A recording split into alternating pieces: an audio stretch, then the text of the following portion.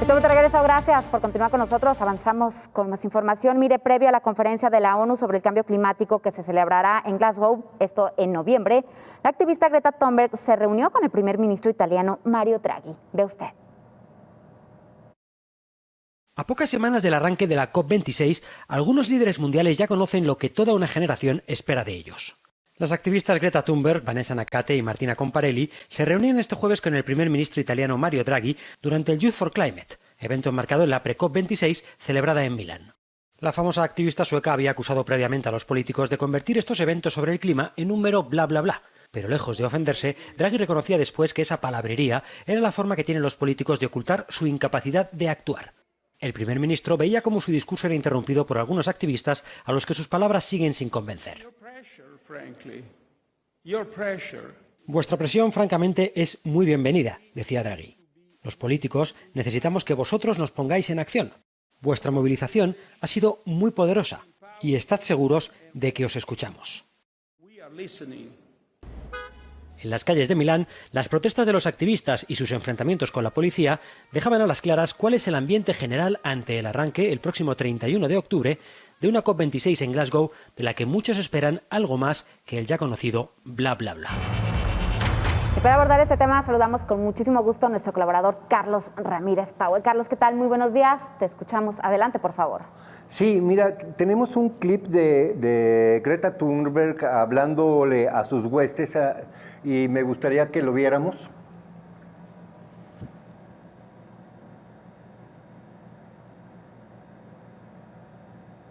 There is no planet B.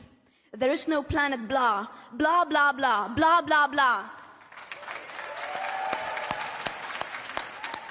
This is not about some expensive, politically correct green act of bunny hugging or blah, blah, blah. Build back better, blah, blah, blah. Green economy, blah, blah, blah. Net zero by 2050, blah, blah, blah. Net zero by 2050, blah, blah, blah. Net zero, blah, blah, blah. Climate neutral, blah, blah, blah. Bueno, aquí lo que estamos confrontando es el hecho de que Europa en general en esta reunión de la COP26 el 31 de octubre va a tener que confrontar dos fuerzas realmente tremendas desde el punto de vista social. Por un lado, se ha generado el suficiente calor en torno al cambio climático de parte de la retórica de Greta Thunberg para que ocupe top of mind en todos los noticiarios, mientras que buscando en el listado de noticias que ofrece Euronews, AFP y EFE, no encontramos ninguna nota relacionada con lo que realmente debería de estar en este momento en la cabeza de las preocupaciones. El aumento de los precios mayoristas del gas en el Reino Unido alimenta los temores de una crisis energética invernal. Mira, esta crisis energética invernal, Cecilia, comenzó ya. Los precios del gas y de la energía eléctrica en el Reino Unido se han cuadruplicado y quintuplicado respectivamente. Estamos hablando de que vamos a ponerlo en palabras sencillas, si en el Reino Unido hubiese un invierno que no corresponda a las expectativas del calentamiento global y haya un poco de nieve, mucha gente va a tener que empeñar su casa para poder calentarla. Estamos hablando de precios inusitados que simple y sencillamente están llevando a la quiebra a la mitad del sector energético inglés por la sencilla razón de que las agencias reguladoras del gobierno le impiden a las empresas transferir el costo directo del gas como precio al consumidor final.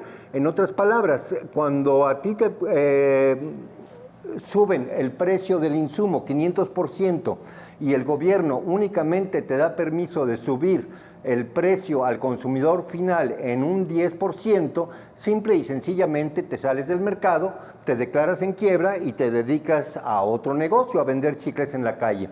Entonces, mira, estamos frente a una inusitada crisis energética a nivel mundial, en donde el pivote esencial es el gas natural.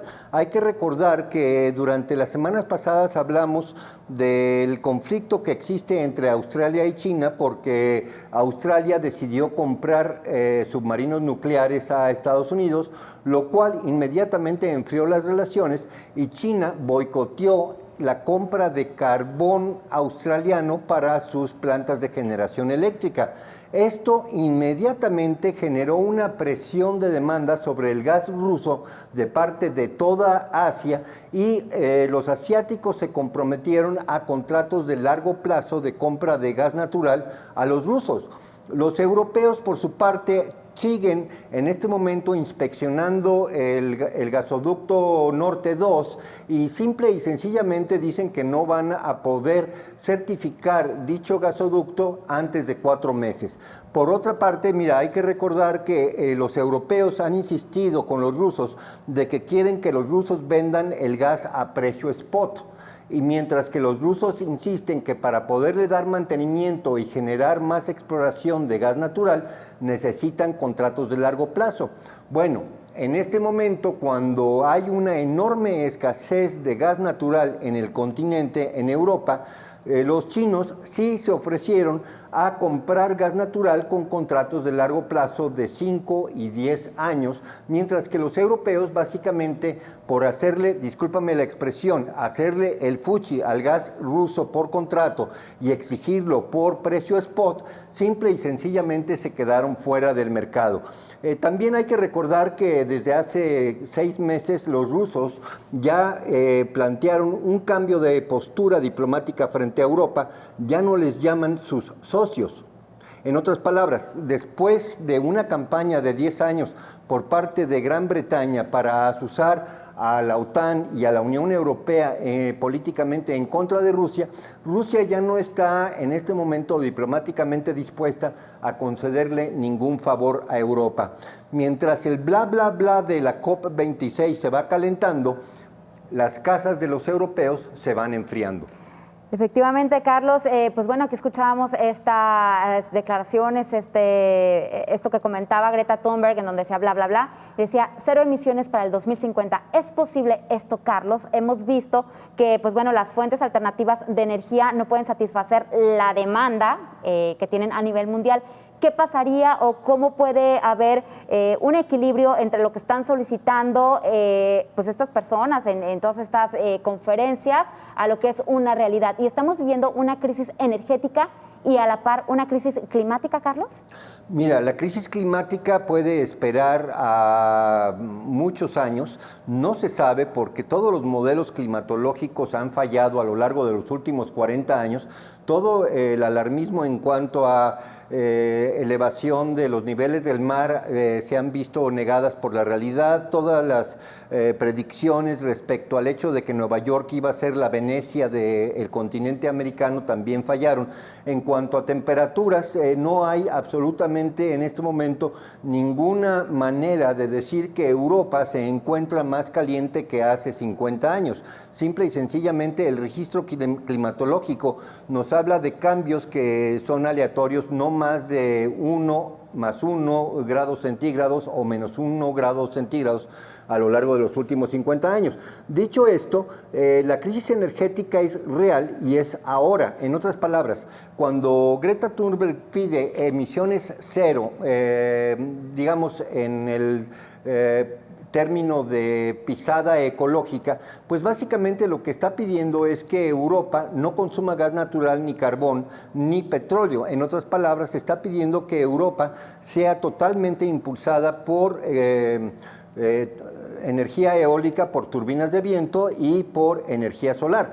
Mira, es muy sencillo. El invierno pasado y a lo largo de toda esta temporada del 2021, la energía eólica ha estado al 20% de su capacidad total instalada porque no ha habido viento. Y bueno, cuando llegamos a invierno, las fotoceldas solares simple y sencillamente no funcionan porque están enterradas bajo la nieve.